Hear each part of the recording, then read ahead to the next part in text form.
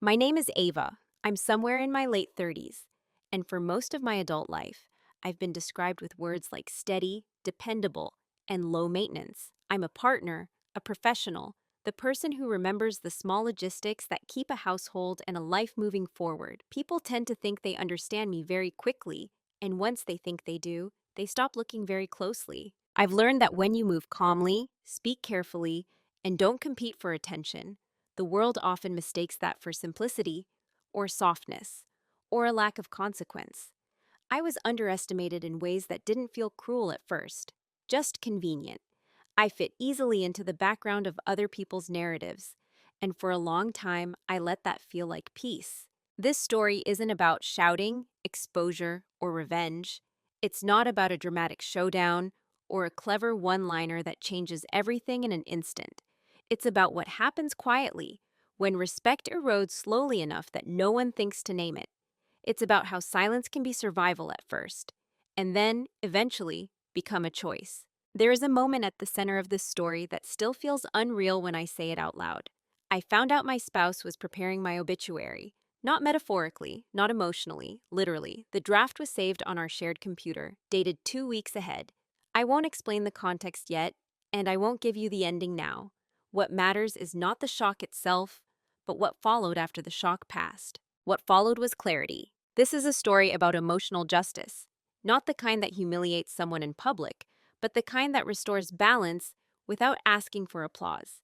It's about quiet dominance, not as control over another person, but as control over your own direction when someone else assumes you have none.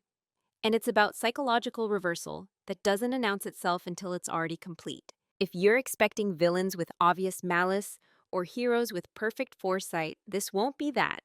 Everyone in this story is human, including me. I made compromises. I explained things away. I benefited from staying agreeable longer than I should have. And when the shift came, it didn't arrive as anger. It arrived as stillness. I'm telling this the way it actually unfolded, slowly, privately, and without embellishment. There's no satisfaction in exaggerating something like this. There's only truth and the strange calm that comes from finally seeing the full shape of your own life. As you listen, you might recognize moments that feel familiar, times you were relied on, but not considered, trusted, but not respected, present, but somehow invisible. If that's you, I'm not here to tell you what to do. I'm just here to show you what I did and what it cost. Before we go any further, let me ask you something gently. Have you ever sensed that people were making plans around you without ever imagining what you might do next? For a long time, I was easy to describe, just not accurately. To my spouse, I was the steady one, the person who didn't overreact, the one who could be counted on to smooth things over, remember appointments, and keep the calendar aligned with reality. Friends describe me as grounded. At work, I was dependable. If something needed to be handled quietly and correctly, it landed on my desk. If a situation needed emotional translation, between departments, between personalities, that was usually my role too. None of that sounded negative. That's the part that kept me still for so long. I wasn't ignored. I was used correctly, efficiently, comfortably. People noticed when I was gone, but rarely when I was present. My value showed up most clearly in my absence. Missed details, dropped balls, confusion that appeared only when I wasn't there to quietly prevent it. At home, my spouse often spoke around me. Decisions were announced, not discussed. Plans were shared after they had already solidified. When I asked questions, they were treated as requests for clarification, not contributions. It wasn't cruel. It was procedural, as if my role had already been defined, and deviation would only slow things down. I learned early in our relationship that I was trusted, but not consulted. There's a subtle difference between those two things that doesn't reveal itself all at once. Trust sounds flattering. Consultation requires respect. I didn't dramatize it. I didn't frame myself as a victim.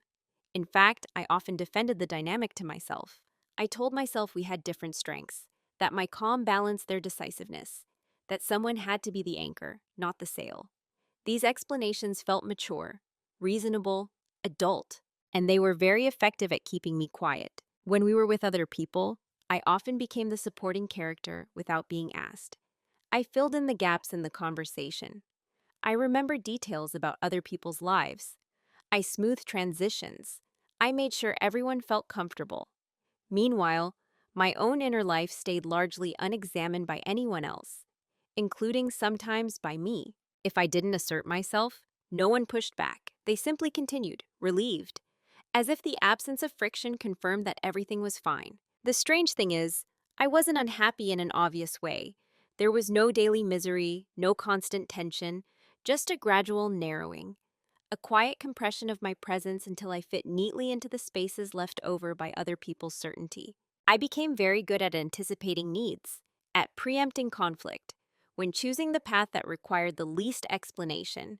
Over time, that skill began to look like my personality, even to me. My spouse would sometimes say, "You're so easy."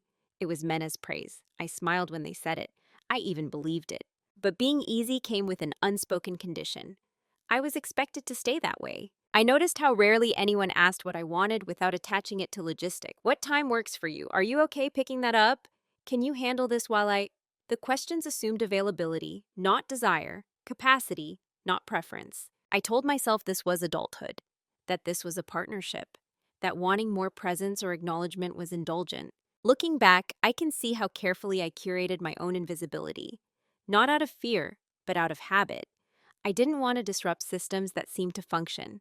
I didn't want to demand attention I hadn't been explicitly offered. So I became efficient, emotionally low impact, predictable, and because I never protested, the story others told about me never changed. I was the one who would understand, the one who wouldn't take things personally, the one who could be trusted to absorb weight without needing to be seen carrying it. That's who I was to them. What I didn't realize yet, what no one realized, was that invisibility can look exactly like permission.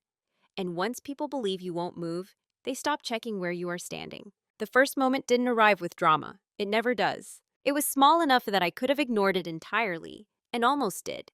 We were standing in the kitchen, late afternoon light coming through the window, the kind of ordinary moment that usually dissolves as soon as it passes. My spouse was talking about a decision they'd made regarding a future plan, something that affected both of us, where we'd spend a significant holiday, with whom, for how long. I remember listening, nodding slightly, tracking the details the way I always did. And then, almost absent-mindedly, I asked a question. Not a challenge, just a pause. "When did you decide that?" They didn't look at me when they answered. "Oh, I've been thinking about it for a while," they said. Then after a beat, "It just made sense." That was it. That was the cut. Not because of what they decided, but because of how completely my presence had been excluded from the deciding. There was no malice in it, no defensiveness, just an assumption so total it didn't even register as something to explain. I felt it then, a brief internal disorientation, like stepping down one stair too early and feeling your body recalibrate mid-air. It passed quickly. I told myself I was overreacting. I told myself that not every decision needed a committee. I smiled. I said, "Okay." I adjusted my expectations without saying so out loud. That was the moment everyone else forgot immediately. But I didn't. Over the next few weeks, variations of that same moment appeared. A purchase made without discussion. A commitment was agreed to on my behalf. A story told about us that included conclusions I hadn't contributed to. Each instance was defensible on its own. None of them rose to the level of confrontation, and because they were framed as already resolved, questioning them felt like creating conflict where none needed to exist. I noticed how quickly the burden of adjustment fell to me, how naturally I recalibrated, how skilled I had become at swallowing the micro discomfort and calling it maturity. Other people saw harmony. I felt alignment slipping. Once, during a conversation with friends, my spouse joked about something I always did. It wasn't cruel, it was inaccurate. A version of me flattened into a reliable caricature. Everyone laughed lightly. I did too, half a second late. That delay mattered. Inside, something marked the moment. Not anger, not hurt, just recognition. That's not how I experience myself. I could have corrected them. It would have been easy. A single sentence, a gentle clarification. But I didn't want to derail the moment. I didn't want to appear sensitive. I didn't want to draw attention to myself for something that felt small. So I let it land. And by letting it land, I taught everyone, including my spouse, that this version of me was acceptable, accurate enough. This is how erosion works. Not with events big enough to demand a response, but with moments just quiet enough to require justification if you speak. I told myself I was choosing my battles, that this wasn't one worth fighting, that harmony was more important than precision. But precision is how you stay visible to yourself. What unsettled me wasn't the behavior, it was how invisible my reaction felt even to me. I noticed how quickly I moved on, how practiced my emotional minimization had become, how easily I could explain away my own discomfort. I didn't feel angry, that came later. What I felt then was something softer and more dangerous, doubt about whether my internal signals mattered. If I could ignore them this easily, maybe they weren't worth much. That thought settled quietly. It didn't ask to be examined, it just nested. From the outside, nothing had changed. Our lives looked exactly the same: functional, peaceful, even warm. No raised voices, no conflict. But a small boundary had been crossed and left unacknowledged. And when a line is crossed without consequence, it doesn't feel like a violation. It feels like a test, one I didn't realize I was passing. Once the first line moved, the others followed more easily. Not dramatically, not all at once, just enough that I began adjusting my footing without noticing how far I'd shifted. The behavior didn't escalate, it settled, became routine, familiar, predictable. Decisions continued to arrive fully formed. I learned about plans after they were already emotionally locked in. When I offered alternatives, they were treated as logistical suggestions, not real options. That could work, my spouse would say, already moving on, or, we'll see, in the tone that meant we won't, and I adapted. I told myself that not every partnership needs symmetry in process, that contribution doesn't always look like authorship.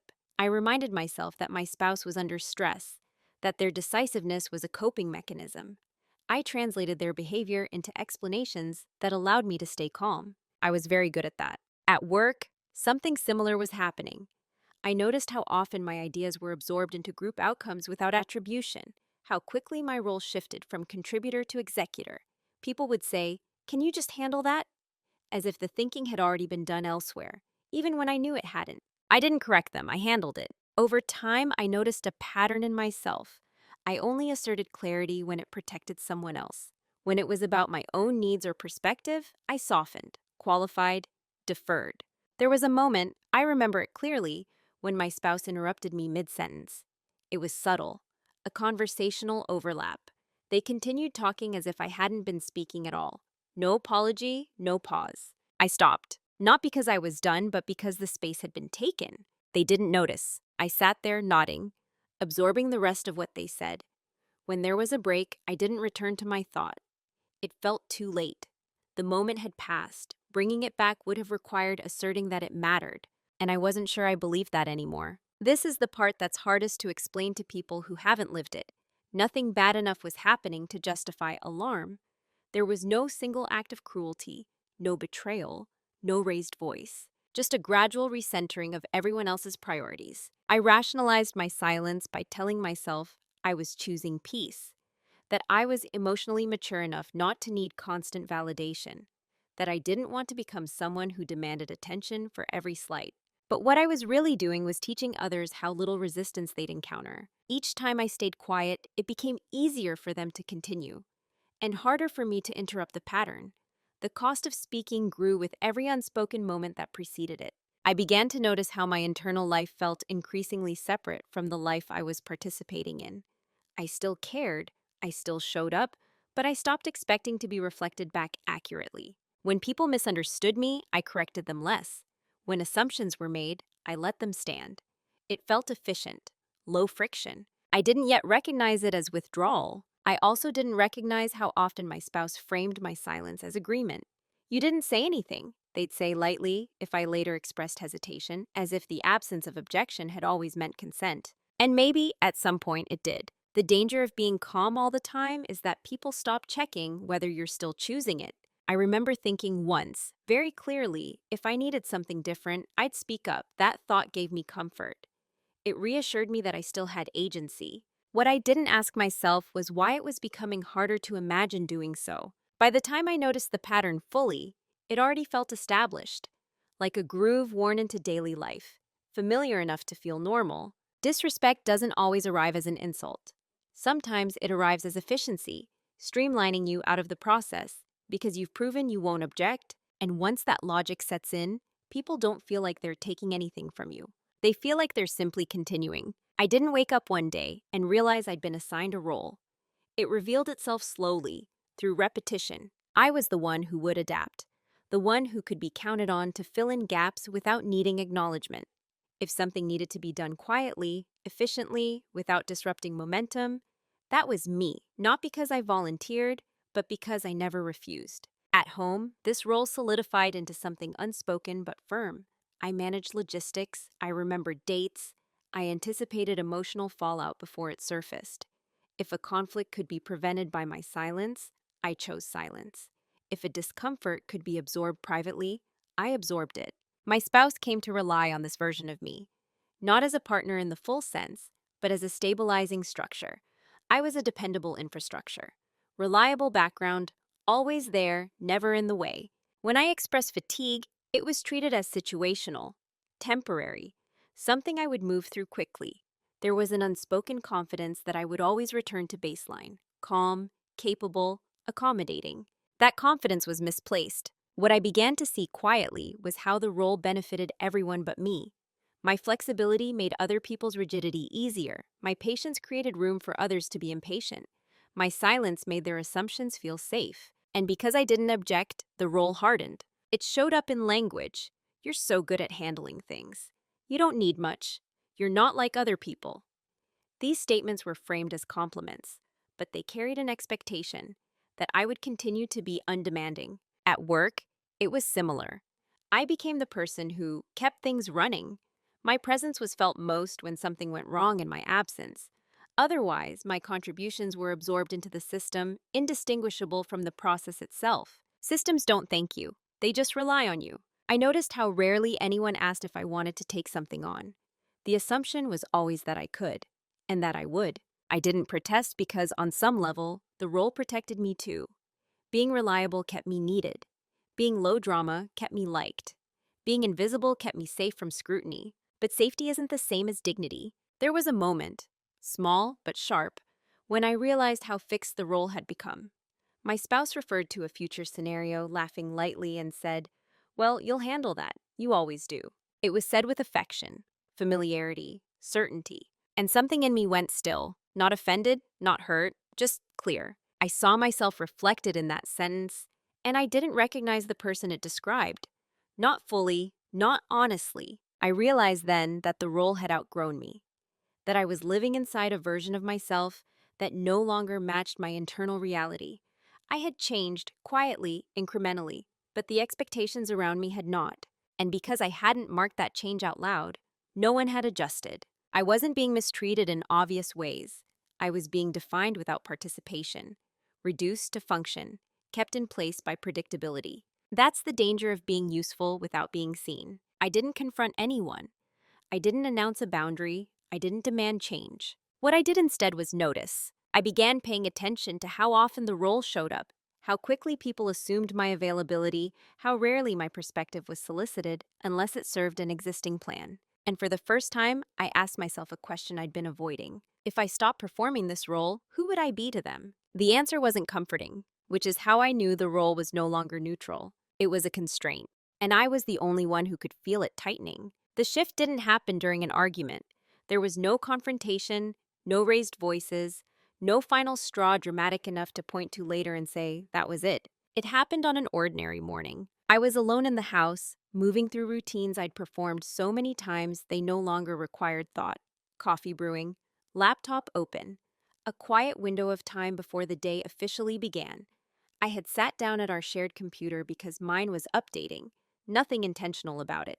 I wasn't looking for anything. That matters. The folder was open already. A simple oversight. A list of documents sorted by date. I remember scanning them without interest until one title caught my attention.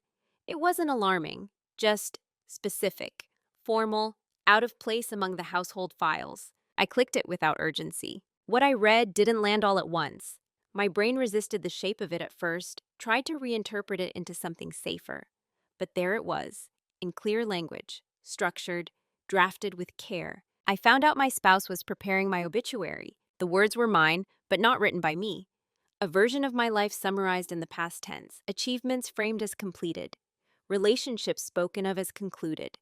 The draft was saved on our shared computer, dated 2 weeks ahead. I didn't panic, that surprised me later. I sat there, very still, reading it twice. Then a third time. I noticed how carefully it was written, how composed, how prepared. This wasn't a moment of rage. It wasn't even fear, not exactly. It was something colder and clearer. Understanding. I understood in that moment that I had been living inside an assumption someone else had already moved beyond. While I had been adapting, absorbing, and stabilizing, plans had been forming that did not include my ongoing presence. I closed the document without changing anything. I didn't confront my spouse.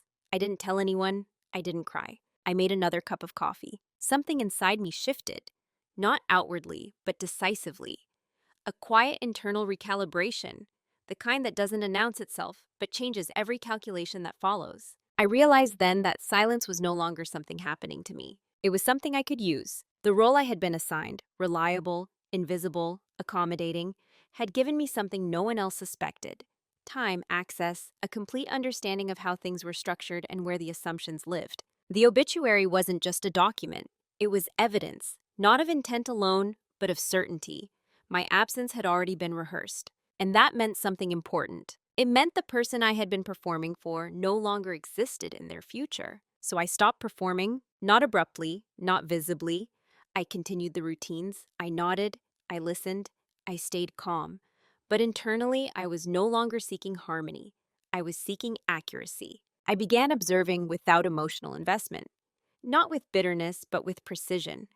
I watched how my spouse spoke about plans, about timelines, about what would happen in my absence. I noticed how often my role was assumed, how little my agency factored into projections.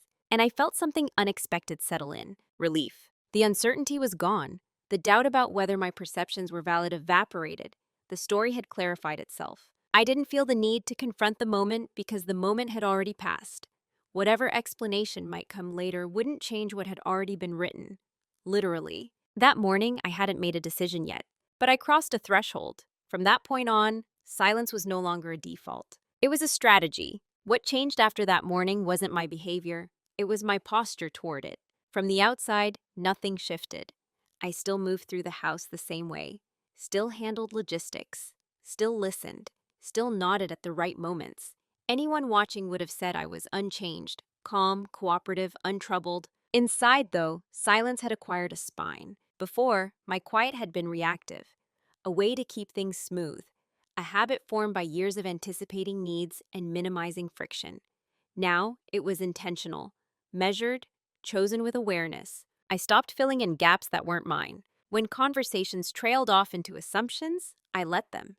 When plans were discussed as if they were inevitable, I didn't correct the language. I didn't rush to clarify timelines or logistics unless asked directly. I answered questions precisely, without embellishment or emotional cushioning. People mistake this kind of restraint for passivity. My spouse certainly did. They seemed reassured by my continued calm, interpreted it as an agreement, as acceptance.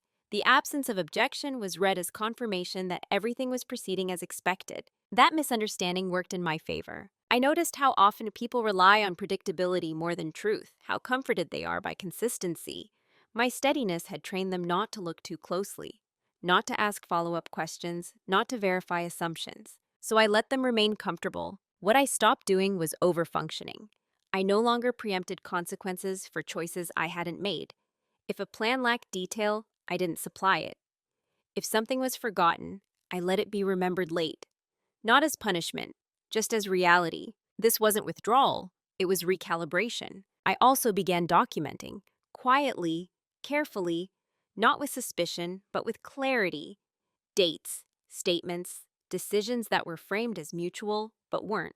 Patterns I had once smoothed over now stood out sharply when I stopped correcting them. The notebook I'd always carried, once full of errands and reminders, became something else, a timeline, a map, not of wrongdoing, but of assumption. The power of being underestimated is that no one rushes you. No one imagines you're preparing anything.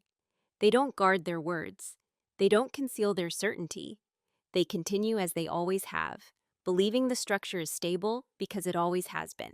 I let that belief stand. At work, I did the same. I completed tasks, but I stopped absorbing responsibility for decisions I hadn't made. I asked clarifying questions in writing. I confirmed scopes. I preserved context. Nothing confrontational, just precise. It's remarkable how quickly people reveal their expectations when you stop compensating for them. My spouse began to comment on how quiet I seemed. Not concerned, more curious, as if silence were something new, something slightly off script. You okay? They asked once casually. I looked up and met their eyes. Yes, I said, and I meant it, because for the first time in a long while, I was aligned with myself. Silence, when chosen, does something important.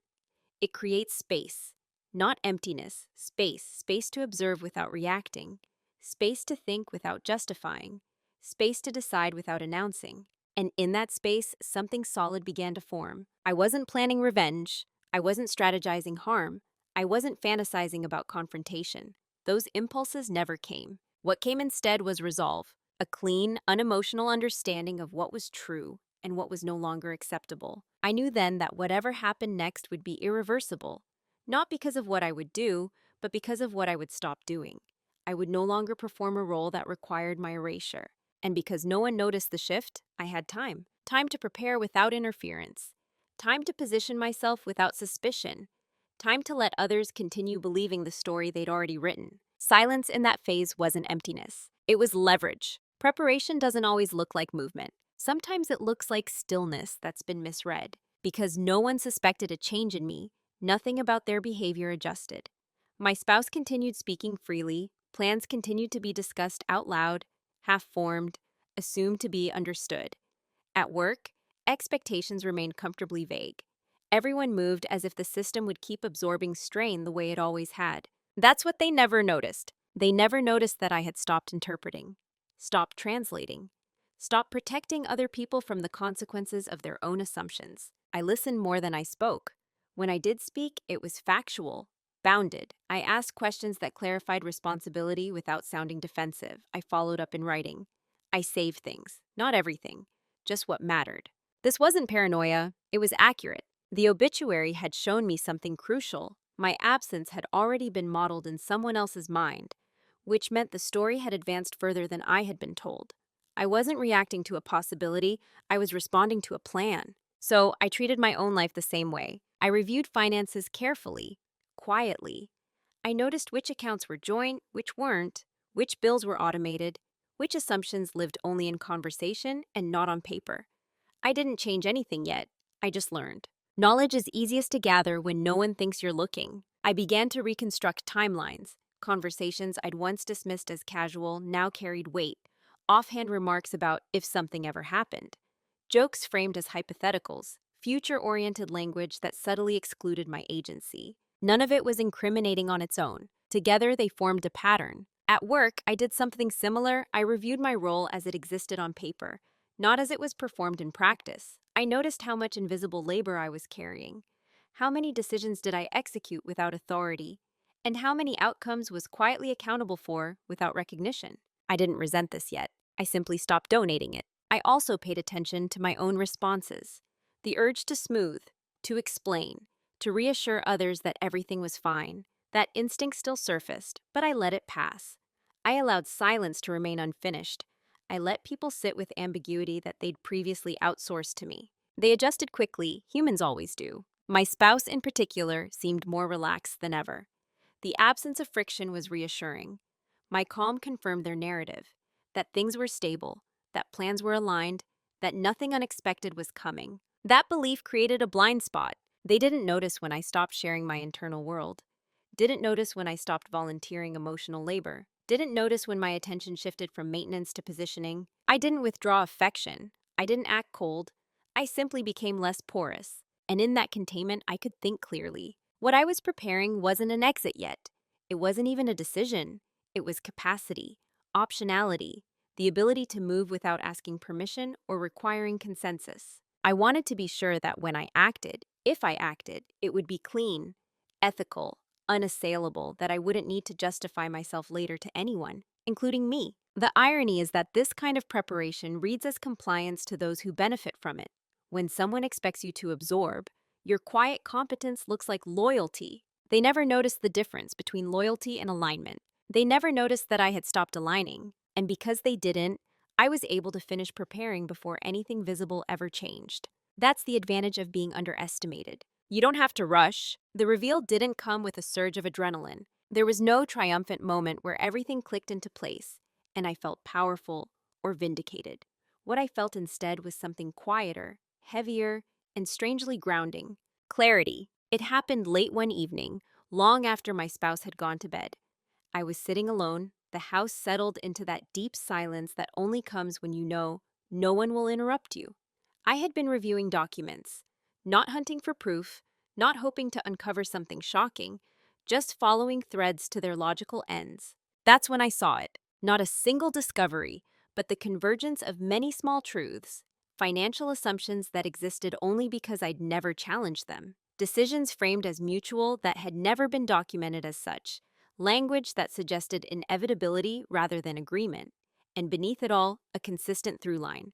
I was expected to adapt to outcomes I had no role in shaping. The obituary had been the loudest signal, but it wasn't the only one. What I realized fully and finally was that my spouse didn't see me as someone who might disrupt their plans, not because I lacked the capacity, but because I had trained them not to expect resistance.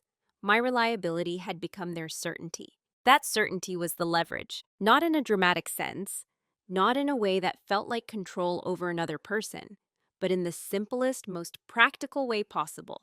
I could move without being anticipated. I understood then that I didn't need to expose anything. I didn't need to accuse or confront or demand explanations. The truth was already sufficient on its own. Anything added would only muddy it. What mattered was this: I no longer needed to ask myself whether I was imagining the imbalance. The evidence existed, quietly, plainly, in patterns, not scandals. And with that realization came a kind of emotional neutrality I hadn't felt in years. No grief yet, no anger, just acceptance. Acceptance that the version of partnership I believed I was in was not shared. Acceptance that the role I occupied was stable only as long as I remained predictable. Acceptance that waiting for recognition or correction from the other side would mean waiting indefinitely. This wasn't a moment of celebration. There was nothing to celebrate.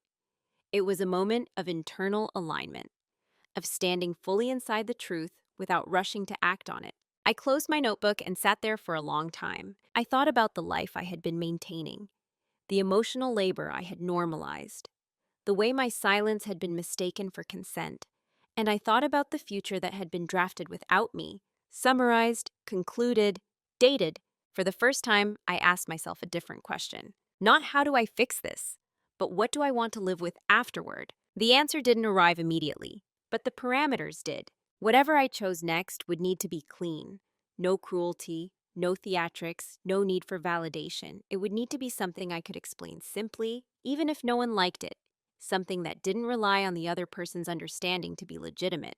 That night, I slept deeply, not because everything was resolved, but because nothing was confused anymore. The reveal wasn't about uncovering someone else's intent. It was about finally recognizing my own position. And once you see that clearly, pretending otherwise becomes impossible. Clarity narrows your options. That's the part people don't always talk about. When you finally see a situation accurately, you don't gain freedom. You lose illusions. The range of acceptable choices shrinks, not because you're trapped, but because you refuse to lie to yourself anymore. I spent several days doing nothing outwardly different. Inside, though, I was weighing paths with a precision I hadn't allowed myself before. There were many options. I could confront my spouse immediately, ask for explanations, demand reassurance. That path offered emotional release, but no structural change.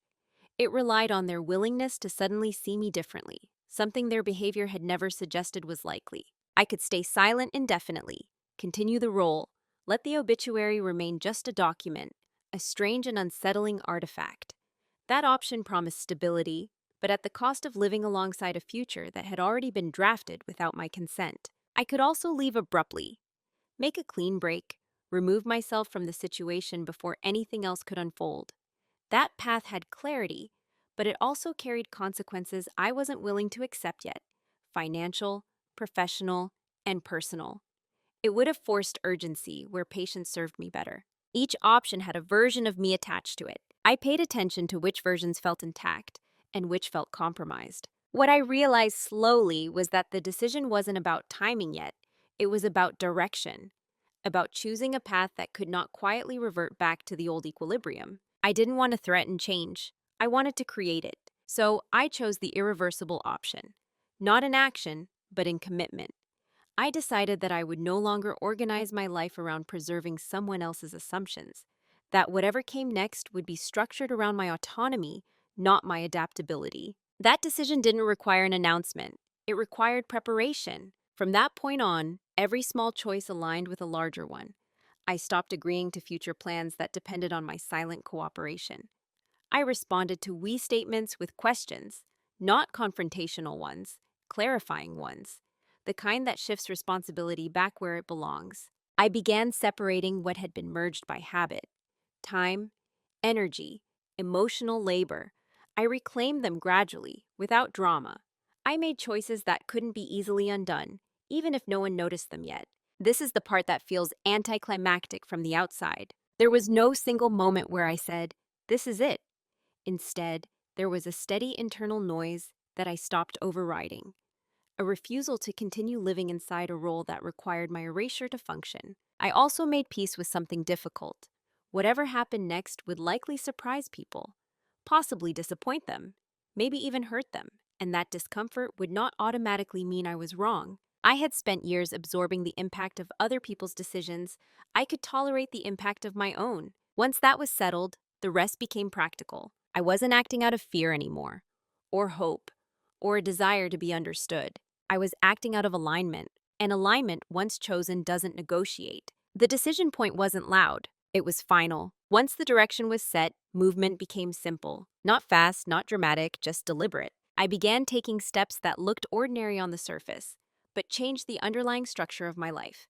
I updated the documents, clarified ownership, ensured that my name appeared where my responsibility already existed. I asked questions that required written answers. I confirmed boundaries that had previously been implied. No one objected. That's the thing about assumptions. They collapse quietly when they're no longer supported, but people don't always notice the sound. My spouse continued speaking as if nothing had shifted, unaware that the foundation beneath those conversations was being restructured. At work, I formalized my role. I stopped accepting accountability without authority. I documented contributions. I aligned my responsibilities with recognition, not as a demand, but as a correction. People adjusted. They always do when clarity replaces convenience. At home, I became more precise with my time.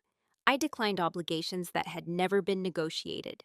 I separated what I chose from what was expected. When asked why, I kept my explanation simple. That doesn't work for me. I won't be available then. I didn't apologize. This phase wasn't about punishment or exposure. It was about positioning myself so that when the next shift occurred, whatever form it took, I wouldn't be destabilized by it. I also ensured that I wasn't acting impulsively. Every step I took could withstand scrutiny. There was nothing hidden, nothing deceptive, just a gradual withdrawal from structures that relied on my silence to function. My spouse noticed changes but misread them. "You seem busy," they said once. "I am," I replied. And again, I meant it. They interpreted my independence as temporary, a phase, stress, something that would pass once things settled down.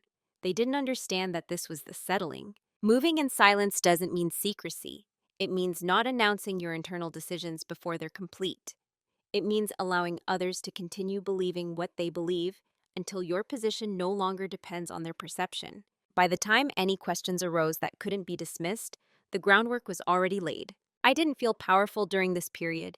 I felt calm, focused, unburdened by the need to manage other people's expectations. For the first time, my energy was directed inward, toward stability, integrity, and self-respect, rather than outward toward maintenance. And because no one noticed the movement as movement, there was no resistance. Change had already happened. They just didn't know it yet. Consequences don't always announce themselves with impact. Sometimes they arrive as an absence. The first signs weren't dramatic, just moments where something didn't resolve itself the way it used to. A plan stalled because I hadn't followed up. A detail was missed because I hadn't reminded anyone. A conversation ended without closure because I didn't provide it. At first, these moments were treated as anomalies, minor oversights. Everyone assumed I'd correct them eventually. I didn't. Not out of spite, out of accuracy. I hadn't agreed to manage those outcomes. I simply stopped performing labor that had never been acknowledged as mine. My spouse felt it before they understood it. There was a subtle unease that began to surface, a sense that things were slightly off balance. They'd ask questions with an edge of expectation in them, waiting for me to step in, to smooth, to solve. When I didn't, confusion replaced certainty. "Didn't you handle that?" they asked once, genuinely puzzled. "No," I said calmly, "that wasn't mine." The words landed harder than I expected, not because they were sharp, but because they were final. There was no argument in them, no emotional charge, just a fact. At work, something similar happened. Responsibilities redistributed themselves once I stopped absorbing overflow. Meetings became longer, decisions slowed, people noticed friction they'd never seen before. They didn't connect it to me, they connected it to complexity. That anonymity mattered. At home, my spouse began revisiting conversations we'd already had, as if searching for a missed cue.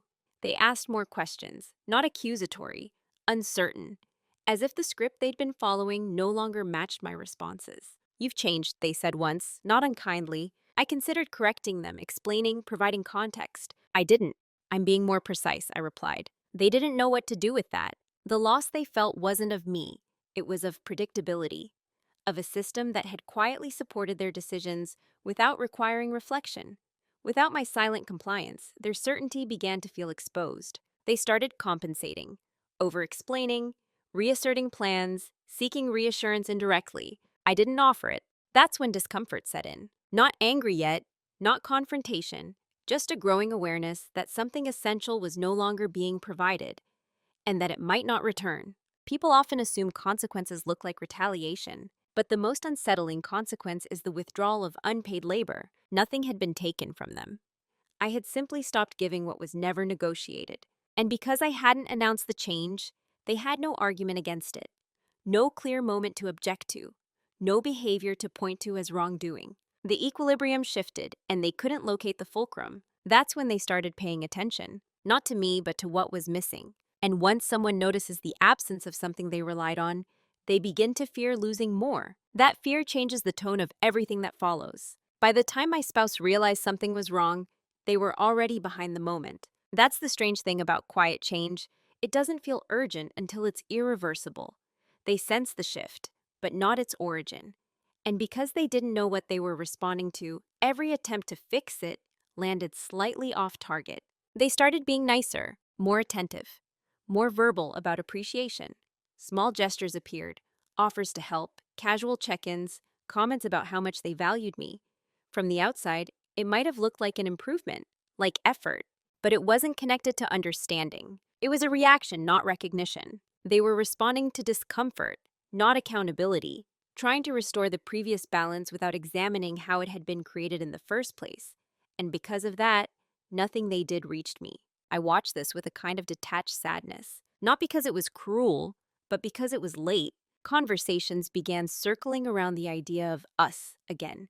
Vague language about reconnecting, about getting back to how things were.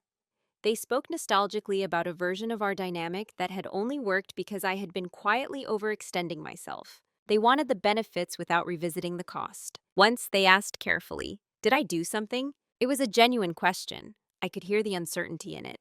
I paused before answering. Not to dramatize the moment, but to be accurate. "Yes," I said, "but it wasn't one thing." They waited. I could feel them bracing for explanation, for a list, for something they could respond to directly. I didn't provide it, because by then, explanation would have served them, not me. It would have invited negotiation, reinterpretation, selective accountability, and I wasn't interested in managing their understanding anymore. They grew more anxious after that, less certain. They revisited past conversations, trying to reframe them. They emphasized intentions, they minimized impact. "I never meant" became a frequent phrase. I didn't argue. Intent doesn't undo pattern. What they were experiencing was panic, not because they'd lost me yet, but because they could feel control slipping. The dynamic that had once felt stable now felt unpredictable. They asked if I was unhappy. I said, "I'm no longer accommodating things that don't work for me." That answer didn't fit into their framework. It didn't accuse. It didn't reassure. It didn't offer a way back. It just stated a boundary. That's when it became clear to them that this wasn't a phase. The irony is that if this awareness had arrived earlier, when the first small cuts happened, change might have been possible. Not guaranteed, but possible. But now, the imbalance had been seen, named internally, acted upon structurally. You can't unknow something once you've aligned with it. They wanted to return to negotiation. I had moved past it. Not because I was unwilling to talk, but because the conversation they wanted assumed a starting point I no longer occupied. They were trying to restore a dynamic. I was operating from a decision. The gap between those two positions is unbridgeable. By the time they fully understood that something fundamental had shifted, there was nothing left to fix, only something to face. The conversation, when it finally happened, was quieter than anyone would expect. No raised voices, no dramatic pauses, no accusations delivered for effect, just two people sitting across from each other, the air between us steady and uncharged. My spouse initiated it. They asked if we could talk, not urgently, not angrily, but with a seriousness that hadn't been there before. I agreed. Not because I felt obligated, but because there was nothing left to protect by avoiding it. They spoke first, carefully. They named confusion, distance, a sense that they were losing me without understanding how or why. They referenced effort, intentions, love. I listened all the way through. When they finished, they waited, clearly expecting a response that would either reassure them or escalate things into something recognizable. What I offered was neither. I believe you, I said, about your intentions. They looked relieved, briefly. And, I continued, intentions aren't the same as impact. The impact was that my presence became optional, my input became unnecessary, and my silence became convenient. I didn't raise my voice. I didn't lean forward. I didn't list examples. I didn't need to. They tried to respond, to explain, to contextualize, to defend old instincts, familiar moves. I let them speak again, but this time I interrupted gently. I'm not here to argue about the past, I said. I'm explaining why the present changed. That stopped them. I told them calmly that I had seen the obituary. I didn't accuse, I didn't speculate. I stated it as fact. The color drained from their face. They began to speak quickly. Then, shock, explanations, justifications layered over one another. They said it wasn't what it looked like, that it was hypothetical, that it was meant to be prepared, not predictive. I listened. When they finished, I said, regardless of why you wrote it, it showed me something important. You had already imagined a future where I was concluded. I was still performing a role you had moved past. That was the moment the power shifted, not because I asserted it, but because I stopped negotiating it. They asked what I wanted. I answered honestly, I want a life where my presence isn't assumed and my absence isn't rehearsed. They asked if that meant I was leaving. I said, it means I'm no longer living inside a role that requires me to disappear quietly. There was no ultimatum in that, no threat, just clarity. They realized then that there was no version of this conversation where I returned to who I had been.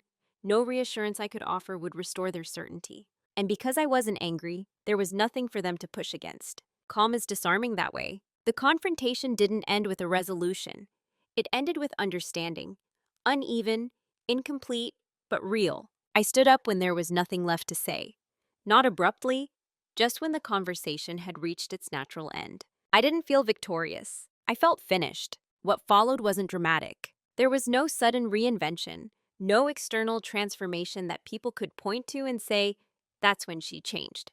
The shift had already happened long before anyone noticed. What came after was simply alignment catching up with reality. I am quieter now, but not in the way I used to be. Before, my quiet was about minimizing myself, about making space for others to move comfortably. Now it's about selectivity. I speak when something is true. I stay silent when something isn't mine to manage. I no longer mistake calm for compliance. The role I inhabited, reliable, invisible, endlessly accommodating, no longer exists in my life. Not because I rejected responsibility, but because I reclaimed authorship. I choose what I carry, I decide what I contribute, and I let consequences land where they belong. Some people experience that shift as a loss, others as distance, a few as betrayal. I experienced it as relief. I didn't leave with bitterness. I didn't carry anger forward. I carried clarity. The understanding that being valued for your usefulness is not the same as being valued for your presence, and that confusing the two costs you more than you realize. I've learned to notice how people speak around me versus with me, how they respond to boundaries that aren't explained, how they treat silence when it no longer serves them. Those patterns tell me everything I need to know. My life now is smaller in some ways, fewer obligations, fewer assumptions, less noise, but it's also more solid. Every part of it reflects an active choice. Nothing is held together by my self-erasure. I don't perform easily anymore. I practice integrity. I don't need to be underestimated now, but I don't rush to correct it when it happens. I know what I'm capable of. I know what I will and won't tolerate. And I know that quiet dominance isn't about control over others. It's about control over yourself. When I look back at the version of me who kept everything running without being seen, I don't judge her. She did what she knew how to do. She survived by adapting. She kept the peace because she believed it was the right thing. But peace without dignity is just quiet harm. Now, when I'm calm, it's because nothing inside me is being denied. When I'm silent, it's because I've already spoken to myself. And that's enough. There's a temptation, when a story ends quietly, to look for a sharper moral. Something dramatic. Something decisive enough to feel satisfying. But this story doesn't offer that kind of closure. It offers a truer one. What happened to me wasn't rare or extreme. It was subtle, gradual, built out of small moments where my silence was interpreted as agreement, my adaptability as consent, my calm as permanence. No one set out to erase me. They simply got used to a version of me that required very little from them. And I allowed it until I didn't. The lesson here isn't that you should speak louder, or leave sooner, or confront more aggressively. Those prescriptions are easy to give and rarely helpful. The real question is quieter and harder. Are you still present in the story being told about your life? Because when people begin making plans that don't include your agency, they aren't always doing something malicious. Often, they're responding to the information you've given them about what you'll tolerate, what you'll absorb, and what you'll never interrupt. Silence teaches. So does precision. So does withdrawal. So does choosing yourself without spectacle. Emotional justice doesn't require humiliation. Psychological reversal doesn't require cruelty. Quiet dominance doesn't require anyone else to lose. It only requires that you stop disappearing to make things work. If there's one thing I would offer as a closing thought, it's this. Pay attention to how often your absence feels more noticeable than your presence. That's not a compliment. It's data. And data, once seen clearly, asks something of you. You don't owe anyone an explanation for choosing alignment over accommodation. You don't owe drama to justify a boundary, and you don't owe permanence to people who have already rehearsed your disappearance. Sometimes the most powerful shift happens when you stop performing the role that made everything else possible. I've shared this story not to offer a blueprint, but to hold up a mirror. If something here felt uncomfortably familiar, that discomfort might be worth listening to. Not urgently, not reactively, just honestly. I'll leave you with a question, and I'd genuinely like to hear your thoughts in the comments. Have you ever realized, too late or just in time, that people had grown comfortable planning their lives as if they would always stay the same? And if so, what did you do next? Cảm ơn các bạn vì đã theo dõi đến cuối. Đừng quên ấn like, share và bật chuông để không bỏ lỡ những video mới nhất nhé. Hẹn gặp lại.